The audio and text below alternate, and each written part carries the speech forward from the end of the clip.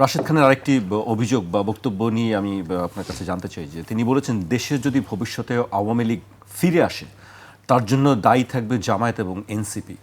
এটি তিনি অভিযোগ করেছেন একরকম। এটি কেন, তার এই অভিযোগটি কি আপনি কি মনে করেন, এটা কতটুকু ভিত্তি? না, প্রথমত হচ্ছে কি, আমরা খুব স্বাভাবিকভাবে ভিন্ন রাজনৈতিক দল ভিন্ন মত হিসেবে আমাদের যুক্তিতর্ক থাকবেই, কিন্তু আমরা সব কিছু বিরোধী দলের উপরে চাপিয়ে দিব এই ধরনের অনাকাঙ্ক্ষিত আমাদের চিন্তা না থাকাটা উচিত আসলে। কারণ ধরেন এখন তো ক্ষমতায় আছে বিএনপি, সো প্রশাসন বিএনপির কাছে, বিচার বিভাগ বিএনপি কন্ট্রোল করে, বাংলাদেশের সরকার রাষ্ট্র কাঠামো সব কিছু বিএনপি নিয়ন্ত্রণ করে। তাহলে বিএনপিকে বাদ দিয়ে যদি জামাত এনসিপি আওয়ামী লীগকে ফিরিয়ে নিয়ে আসতে পারে তাহলে তো বিএনপির চেয়ে জামাত এনসিপি বেশি শক্তিশালী। তো এবং তাহলে কি তারেক রহমান জামাত এনসিপির আরেকটা টিম হিসেবে কাজ করতেছে কিনা ওইখানে, এটাও আমাদের প্রশ্ন তখন চলে আসবে। আসলে ক্ষমতাসীন রাজনৈতিক দল, আমরা মনে করি এই 5 বছরে নির্ধারণ হবে আগামীতে আওয়ামী লীগের ভবিষ্যৎটা কত দ্রুত রাজনৈতিকভাবেও শূন্যের দিকে যাবে।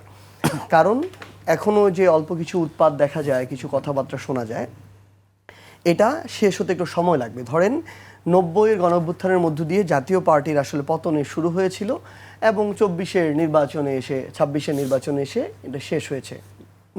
একদম জনগণ রায় দিয়ে দিয়েছে। সেই জায়গা থেকে এখন বিএনপি এই জিনিসটা তাদের জায়গা থেকে আসলে নির্ধারণ করবে যে তারা কতজন আওয়ামী লীগ, ছাত্রলীগ, যুবলীগকে জামিন দিবে কি দিবে না। আপনি দেখেন হাইকোর্টে এই যে তাদের জায়গা থেকে ধীরে ধীরে জামিন পাচ্ছে আওয়ামী লীগের লোকজনগুলো, এগুলো কোনো ধরনের পলিটিক্যাল সিগন্যাল ছাড়া কখনো সম্ভব না। ইভেন জেলা কোর্ট যেগুলো রয়েছে সেগুলোতেও স্থানীয় বিএনপি নেতৃবৃন্দের গ্রিন সিগন্যাল ছাড়া কখনো সম্ভব না। আওয়ামী লীগের অনেক নেতৃত্ব এখন জেলাতে মাঝে মাঝে আমরা শুনি যে তারা যায়, 2-1 দিন ঘুরে আবার চলে আসে। এই জায়গাটাতেও প্রশাসন এবং বিএনপি, সরকার, এমপি তাদের একটা মধ্যস্থতা ছাড়া এই স্পেসটা কোনোদিন পাওয়া সম্ভব না। সো সেই জায়গা থেকে যদি আওয়ামী লীগকে ফিরে আসার স্পেস করে দেয়, এটা বিএনপি করে দিবে, এবং যদি এটা আসে এটা বিএনপির জন্য সবচেয়ে বড় হিতে বিপরীত হবে। এটা আমি আজকে আমার জায়গা থেকে বলে রাখলাম। আরেকটা জিনিস হচ্ছে, ভাই যে জিনিসটা বললো যে ধরেন উনি এর আগে দেখেন নাই গণভবন ওই আমাদের সচিবালয় কোনো দল ঘেরাও করেছে কিনা। একটা জিনিস কি, কোনো কিছু আগে দেখি নাই দেখে ওই জিনিসটা কখনো করা যাবে না, এমন যদি হইতো তাহলে তো বাংলা ব্লকেটও কোনোদিন দেখি নাই, করা যেত না। তারপরে হচ্ছে কমপ্লিট শাটডাউন কোনোদিন দেখি নাই, করা যেত না। মার্চ টু ঢাকা কোনোদিন দেখি নাই, করা যেত না।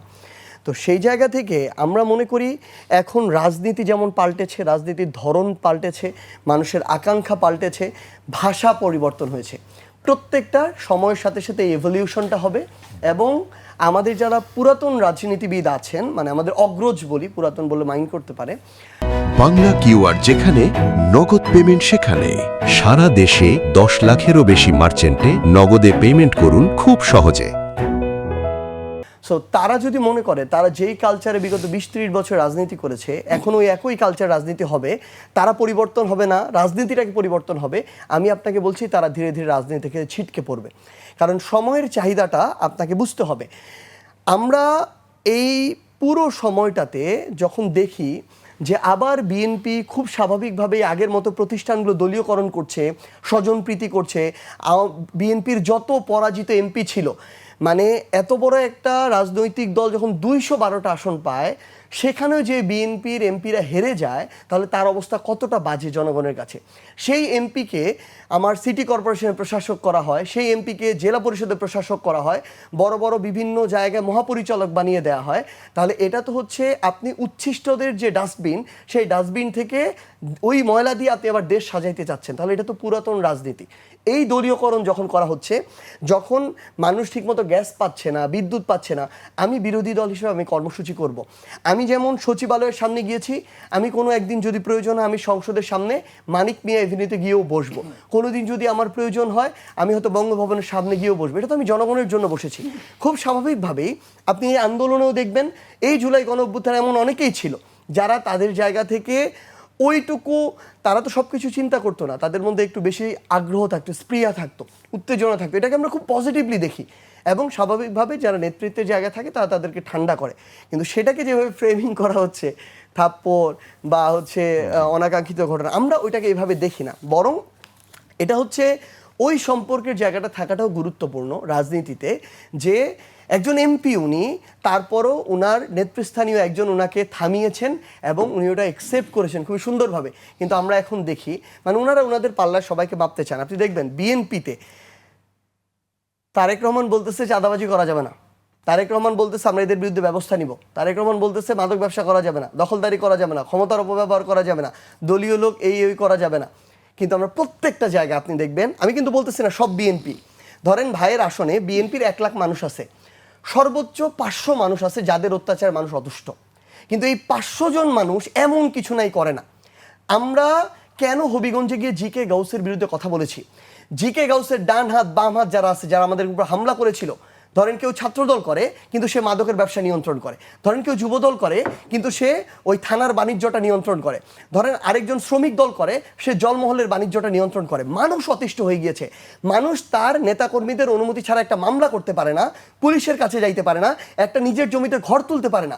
তো এই ধরনের যারা রাজত্ব কায়েম করে, ত্রাসের রাজত্ব, আমি যদি তাদের বিরুদ্ধে কথা বলতে যাই আর সেটাকে যদি এইভাবে ফ্রেমিং করা হয়, এটা আগে কখনো হয় না, তাহলে তো হইতে পারে না।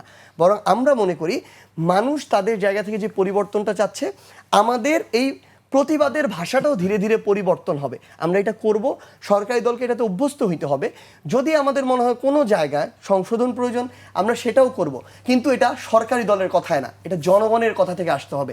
এবং আমরা শুধু আপনাকে এইটুকু বলে রাখি যে ভাই একটা জিনিস বলছেন, আমি শুধু এইটুকু মেনশন করে দিই। ভাই বলছেন যে সর্বশেষ সরকারটা ছিল জামাত এনসিপির সরকার, হয়তো ভাই ওই টাইমে এটার সাথে এত কানেক্টেড ছিলেন না, কিন্তু জনাব তারেক রহমান নিজে খুব ভালো করে জানেন এই উপদেষ্টা পরিষদে যাদের নাম ছিল সেখানে তারেক রহমানের লোকের দেয়া নামও, তারেক রহমানের দেয়া লোকও সেখানে ছিল, এবং যারা উপদেষ্টা হয়েছে একজনের এগেনস্টও তারেক রহমান বিরোধিতা করে নাই। এখানে যেমন বৈষম্য বিরোধী ছাত্র আন্দোলনের নাম ছিল, এখানে যেমন জামায়াতেরও অনেকের নাম ছিল, বিএনপিরও ছিল, আর্মিরও ছিল, ডক্টর ইউনূসের নিজের ছিল, সিভিল সোসাইটির ছিল, সামগ্রিকভাবে সবার ছিল। এবং সবচেয়ে বড় দল হিসেবে বিএনপির স্টেকটা সবচেয়ে বেশি ছিল। এ কারণেই যখন অন্তর্বর্তীকালীন সরকার শেষ হয়ে গেল, ওই সরকারের লোক আমরা পররাষ্ট্রমন্ত্রী দেখি বিএনপিতে, আইনমন্ত্রী দেখি বিএনপিতে, বিভিন্ন গুরুত্বপূর্ণ জায়গায় আমরা দায়িত্ব দেখি বিএনপিতে, কিন্তু এনসিপিতে আপনি কাউকে দেখতে পাবেন না, জামায়াতে দেখতে পাবেন না। এটা হচ্ছে দুঃখজনক সত্য।